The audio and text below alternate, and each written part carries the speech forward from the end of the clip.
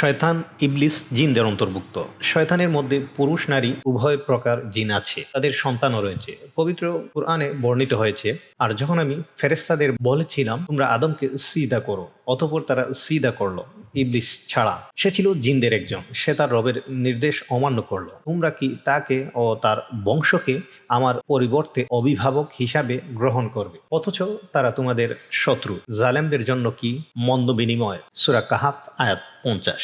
জিনরা মানুষের মতো একটি স্বাধীন ক্ষমতা সম্পন্ন সৃষ্টি। তাদের জন্মগত আনুগত্যশীল হিসাবে সৃষ্টি করা হয়নি, বরং তাদেরকে কুফর ও ইমান এবং আনুগত্য ও বাধ্যতা উভয়টি করার ক্ষমতা দান করা হয়েছে। হযরত কাতাদা রাহমাতুল্লাহি আলাইহি বলেন, মানুষের মতো ইবলিসেরও সন্তান সন্ততি হয়। কেউ কেউ বলেছেন সে তার নিজের নিঃশ্বাস তার পশ্চাৎধারে প্রবেশ করিয়ে দেয়, ফলে ডিম্ব সৃষ্টি হয় এবং এই ডিম্বগুলো ফেটে বিভিন্ন ধরনের শয়তান বের হয়।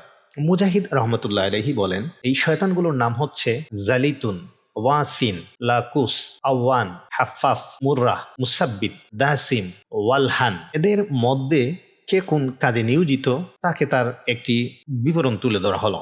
জালিতুন বাজারগুলোকে নিয়ন্ত্রণ করে আর নিজের পতাকা গেড়ে থাকে। ওয়াসিন মানুষকে অপ্রত্যাশিত বিপদে ফেলার দায়িত্বে নিয়োজিত থাকে।